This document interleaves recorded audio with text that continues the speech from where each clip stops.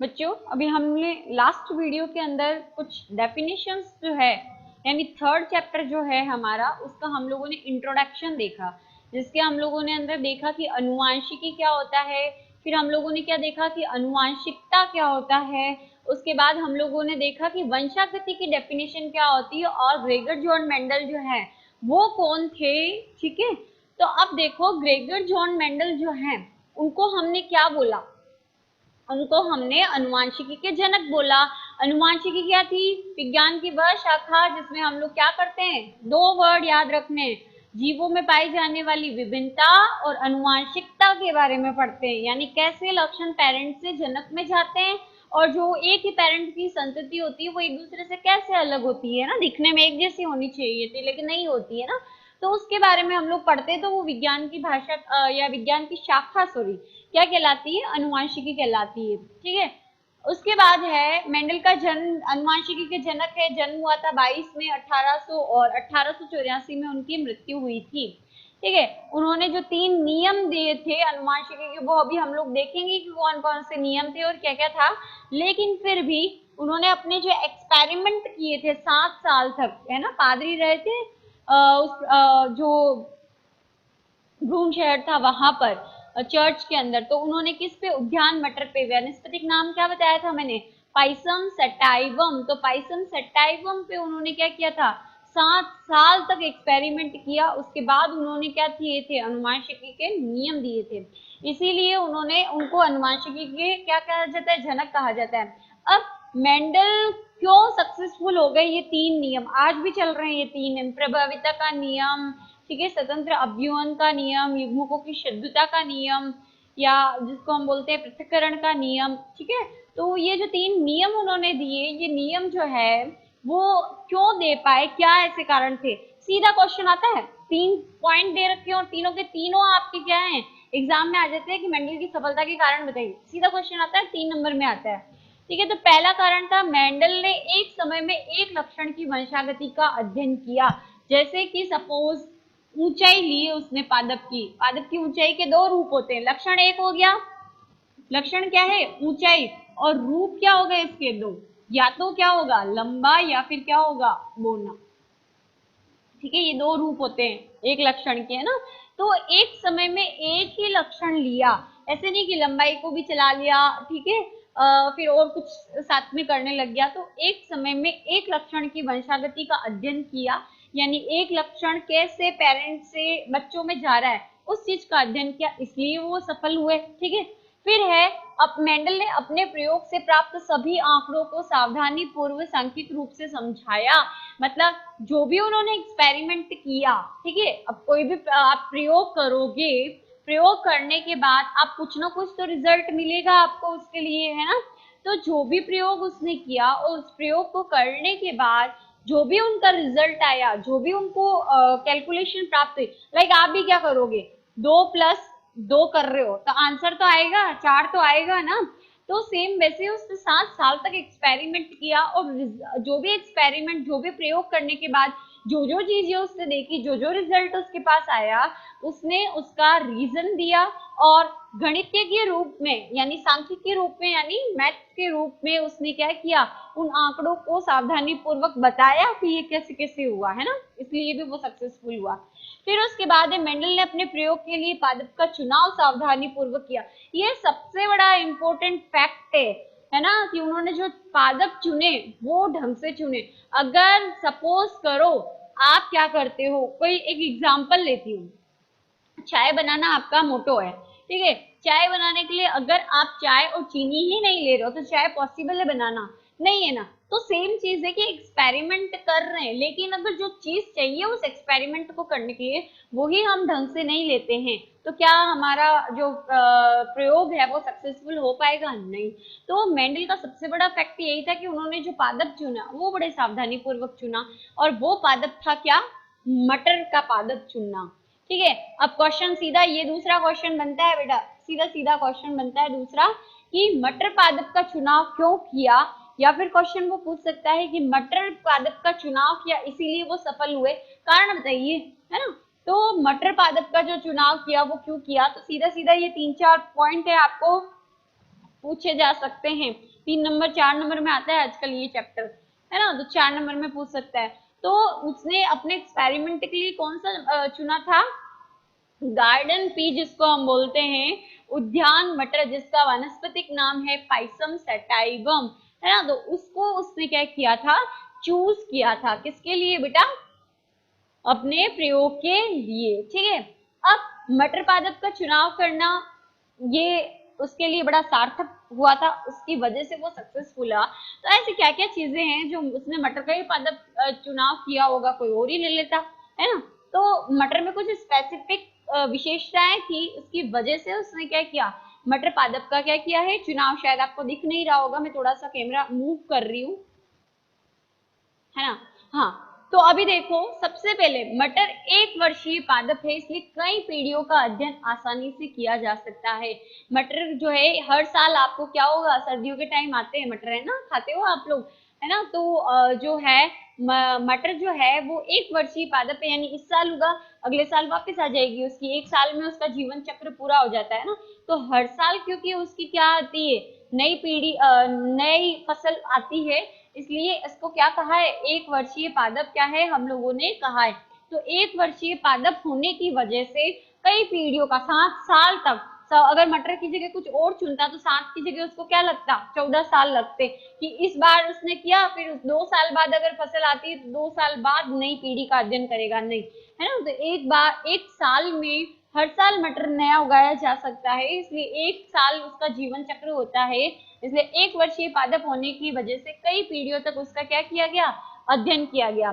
ठीक है, फिर आता है नेक्स्ट जो पॉइंट है कि मटर द्विलिंगी होता है। द्विलिंगी वर्ड को तोड़ो बेटा, कि 2 लिंग पाए जाते हैं, एक ही फूल है, एक ही फूल में क्या है, दोनों लिंग उपस्थित है, नर भी और मादा भी। मादा भाग तो क्या कहलाता है पादपों में, स्त्री केसर कहलाता है, पढ़ लो रखा है आपने। और नर भाग क्या कहलाता है, पुंकेसर कहलाता है। ये कौन सा पार्ट है, नर, नर का ये सिंबल होता है, ध्यान रखना, और मादा का ये सिंबल होता है, ये सिंबल से दर्शाया जाता है। आ रही बात समझ में। आप क्या करोगे, अगर नर पार्ट को दर्शाना है तो ऐसे गोला करके उस पे एरो बना दोगे, और मादा का बनाना है तो गोला बना के नीचे से प्लस जैसा बना दोगे। ठीक है, तो नर भाग कौन सा है, पुंकेसर, और स्त्री केसर किसमें है, दोनों ही जो भाग है, स्त्री केसर जो है क्या होगा, मादा भाग होगा। तो दोनों ही भाग है वो एक ही पुष्प के अंदर पाए जाते हैं, तो पुष्प को क्या कहेंगे, द्विलिंगी पुष्प कहेंगे, है ना। तो मटर जो है वो कैसा पुष्प है बेटा, द्विलिंगी पुष्प है, जिसके कारण सपोज करो, अगर मैं आपको इस तरीके से समझाऊं कि जो एक होता है द्विलिंगी है, और यहाँ पर आ जाएगा एक लिंगी। एक लिंगी से क्या समझते हो कि फ्लावर में या तो स्त्री केसर उपस्थित होगा या फिर क्या होगा, पुंकेसर, है ना। तो अब देखो, जैसे सपोज करो, अगर मैं बताती हूँ कि ये जो द्विलिंगी है ना, इसके अंदर जीन उपस्थित है। जीन क्या चीज होती है बेटा, जीन होते हैं डीएनए के खंड, डीएनए के खंड होते हैं, है ना। तो डीएनए क्या चीज होती है, गुणसूत्र का निर्माण करते हैं। डीएनए वो संरचना है जो क्या करती है, गुणसूत्र का निर्माण करती है ना। तो इस गुणसूत्र का निर्माण करने वाली संरचना डीएनए है, और डीएनए के छोटे छोटे खंड होते हैं ना, इस तरीके से सपोज ये जो खंड होते हैं इन्हें हम क्या कहते हैं, जीन कहते हैं। और ये क्या करते हैं, विभिन्न लक्षणों को नियंत्रित करने का काम है। मतलब मेरी आंखों का रंग जो है वो काला है, तो उस, ये काला रंग क्या है, एक लक्षण है, तो उस लक्षण को नियंत्रण करने की पावर किसके पास होगी, इस जीन के पास होगी, है ना। और जीन हमेशा, जैसे सपोज करो मेरी आंखों का लक्षण, आंखों का रंग काला है, तो बी जीन क्या कर रहा है, कंट्रोल कर रहा है। तो ये बी जीन कभी भी अकेला नहीं होगा, कैसा होगा, डबल होगा। क्यों, क्योंकि हमारे पास गुणसूत्र भी तो क्या है, डबल होते हैं, 46 यानी 23 प्लस 23 दो जोड़े में होते हैं ना। तो इसीलिए ये जीन क्या हो गए, डबल पाए जाएंगे। जैसे आंखों के रंग को कौन कर रहा था, बी जीन कंट्रोल कर रहा था, तो एक तो बी इधर आ गया और एक भी इधर भी तो होगा, है ना। तो जीन हमेशा किस रूप में पाए जाते हैं, जोड़े के रूप में पाए जाते। बात समझ में आ रही है, कि गुणसूत्र का निर्माण डीएनए खंडों द्वारा, डीएनए के द्वारा होता है। डीएनए के खंड को हम क्या कहते हैं? जीन कहते हैं। जीन क्या करता है? लक्षणों को नियंत्रित करता है, और जो लक्षणों को नियंत्रित करने वाले जीन है वो हमेशा जोड़े में मिलते हैं, कभी भी अकेले नहीं मिलते। आ रही बात समझ में? तो ये चीज हुई। अभी देखो क्या होगा, द्विलिंगी पुष्प होने के कारण स्वपरागण द्वारा समयुग्मकीय शुद्ध नई संतति प्राप्त की जा सकती है। देखो जैसे अब ये पौधा है, द्विलिंगी है, इसके पास जीन है टी और टी, और इसके पास जीन है टी और टी, ठीक है। अब अगर मान लो ये टी है, इसके पास भी टी है, एक ही पुष्प का है, तो इस नर के पास भी क्या होगा? टी टी होगा, है ना। तो जब इसके परागकण किसके ऊपर जाएगी? इस वर्तिकाग्र पर जाएगी, ठीक है। यहाँ पर क्या होता है? अंडाणु। मतलब नया पौधा कब बनता है पादप में? जब पराग कण प्लस क्या मिलते हैं? अंडाणु जुड़ते हैं, तब जाके क्या बनता है? भ्रूण बनता है। बात समझ में आ रही है? परागकण क्या है? नर युग्मक, और अंडाणु क्या है? मादा युग्मक। हमारे अंदर अंडाणु तो होता है, लेकिन क्या नहीं होता? शुक्राणु होता है। हम परागकण से निषेचित नहीं होते मनुष्य के अंदर, है ना। तो अंडाणु, परागकण और अंडाणु मिलते तब जाके क्या बनता है? भ्रूण, है ना। तो अब देखो, अगर इसके पास भी टी जीन है, इसके पास भी टी जीन है, तो बच्चे के अंदर जाएगा तो क्या बनेगा? टी टी आएगा, सेम हो जाएगा। तो सेम वही है कि अगर मान लो पुष्प क्या है? द्विलिंगी है, तो बच्चा जो बनेगा उसमें सेम जीन्स होंगे, एक जैसे। तो इस कंडीशन को हम कहते हैं समयुग्मकी या शुद्ध अवस्था। समझ आ गया? लेकिन अब क्या हो रहा है, देखो दूसरा प्लांट लेते हैं जो कि एक लिंगी है, जिसके पास सिर्फ कौन सा पार्ट है? फीमेल पार्ट है। तो इस पे परागकण इस पुंकेसर से आया, और इस परागकण के पास जीन कौन सा था? कैपिटल टी, है ना। तो ये कैपिटल टी और इसके पास है स्मॉल टी, तो कैपिटल टी और स्मॉल टी मिल जाएगा, तो बच्चा कैसा होगा? कैपिटल टी और स्मॉल टी। इसको विषम युग्मक बोलेंगे, है ना। तो हमें कैसा चाहिए था? उसको कैसा चाहिए था? शुद्ध। तो शुद्ध कब आया? जब पौधा कैसा था? द्विलिंगी, यानी नर हिस्सा और मादा भाग जो है वो दोनों ही क्या है? एक ही पुष्प पे है। शुद्ध होने का मतलब है जब द्विलिंगी पुष्प होता है, यानी पुंकेसर और स्त्रीकेसर एक ही फ्लावर पे होता है, तो जो नई संतति आती है समान जीन वाली होती है, जिसे हम बोलेंगे शुद्ध वंश क्रम। कोई और लक्षण उसके अंदर नहीं आता। समझ आ गया? फिर उसके बाद है विपुंसन कराकर कृत्रिम परागण आसानी से करवाया जा सकता है। विपुंसन का क्या मतलब होता है बेटा? विपुंसन का मतलब देखो, जैसे द्विलिंगी पुष्प है मटर, यानी नर भाग और मादा भाग। ये तो हो गया मादा भाग, ये हो गया नर भाग। तो जब फ्लावर कौन सी अवस्था में होता है? कली का अवस्था में होता है। तो चिमटी से इसके ये परागकोश क्या कर दिए जाते हैं? हटा दिए जाते हैं, ठीक है। फिर फ्लावर जब खुल जाएगा, यानी फ्लावर को क्या कर दिया जाता है? कली का अवस्था में, पहले कली बनती है फिर फूल खिलता है ना। तो जब कली की अवस्था में होती है तो ये परागकोश जब बनते हैं, तो इन परागकोशों को क्या कर दिया जाता है? चिमटी से क्या कर दिया जाता है? हटा दिया जाता है, और बाकी जो कलिका बचती है उसको थैली से बांध दिया जाता है ना। थैली से बांध दिया जाता है। फिर उसके बाद क्या होता है? फ्लावर जब खिलता है ना, फ्लावर खिलने के बाद क्या होता है? जो हमारे को जो चाहिए, जिस पौधे के हमको चाहिए कि इस पौधे के, भैया ये जो पौधा लिया, इसको वापस एक बार मैं समझाती हूँ कि जैसे हम लोगों ने ये फ्लावर लिया, फ्लावर लेने के बाद क्या किया? कलिका अवस्था में थी तो इसके परागकोश को क्या कर दिया? हटा दिया, ठीक है। अब इसके पास सिर्फ क्या रह गया बेटा? स्त्रीकेसर रह गया। अब इसके पास जो जीन थे वो कैपिटल थे, ठीक थे, और ये पौधा कैसा था? लंबा था। अब ये पराग दूसरा पौधा है जिसकी ये परागकोश है, इसमें पराग कण है ना। तो पराग कण है, लेकिन इसके पास जीन क्या है? टी। तो ये कैसा है? हाइट में बोना, बोना मतलब छोटा, ठीक है। अब मैं चाहती हूँ कि लंबे पौधे पर किसके पराग कण डाले जाए? लंबे पौधे की स्त्रीकेसर पर किसके परागकण डाले जाए? बोने वाले की।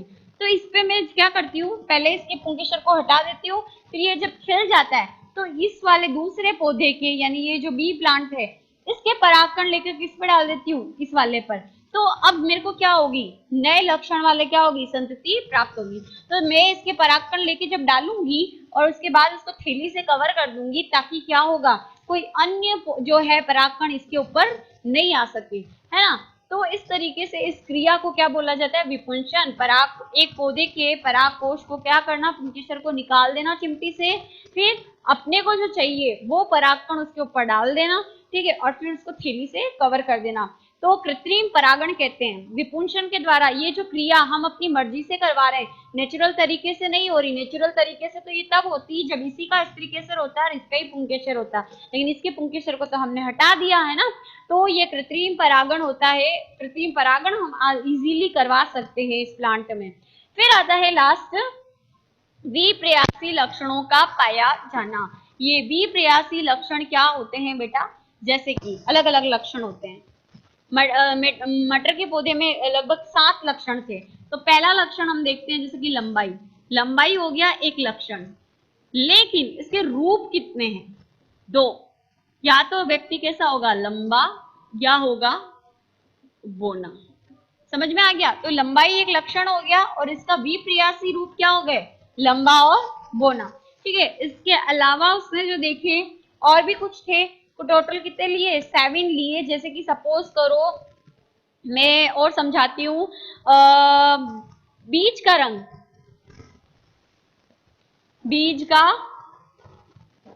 रंग, ये एक लक्षण हो गया। यहाँ पे रंग क्या हो गया, लक्षण। अब इसके 2 रूप होते हैं, बीज या तो कैसा होगा, पीला, या फिर कैसा होगा, हरा। तो ये क्या हो गए, विप्रयासी रूप हो गए। आ रही है बात समझ में। तो ऐसे जो है 7 लक्षण जो है वो क्या है, देखने को मिले किसके अंदर, मटर के पादपों के लक्षण के अंदर। 7 कौन से थे, पादप की ऊंचाई मैंने बता दिया, बीज का रंग हो गया, इसके अलावा पुष्प की स्थिति, परिपक्व कली की आकृति, है ना, फिर पुष्प का रंग, बीज का रंग, ये सब जो था ये विप्रयासी रूप इसके अंदर पाए जाते हैं। एक ही लक्षण के 2 रूप, कहने का मतलब उसे हम बोलेंगे विप्रयासी रूप, है ना। तो वो पाए जाते, इसकी वजह से भी ये भी एक बड़ा कारण था कि मटर में ये 7 लक्षण मिलते हैं, इसलिए उसने क्या किया, मटर पादप का चुनाव किया।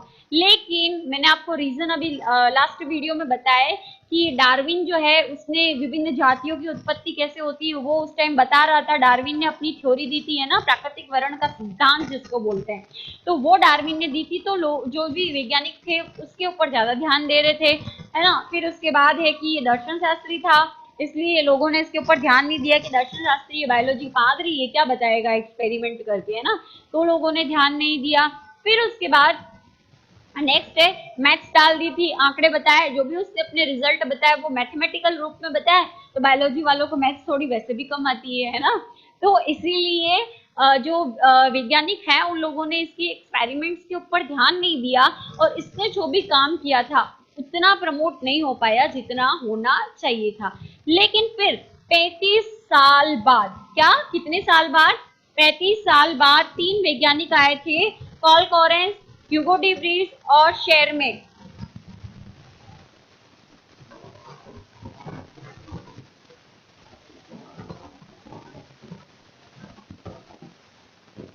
शेरमेक, कॉल कॉरेंस और ह्यूगो डी व्रीज।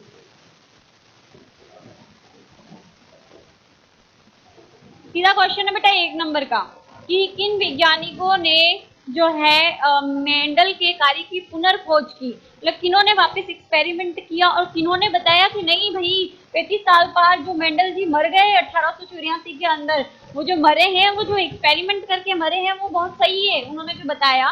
तो वो जो है वो किसने बताया, शेरमेक ने, कॉल कॉरेंस ने और ह्यूगो डी व्रीज ने बताया, है ना। ह्यूगो डी व्रीज वापस आपके ये नाम वापस आने वाला है एक चैप्टर जब हम पढ़ेंगे आगे उसके अंदर।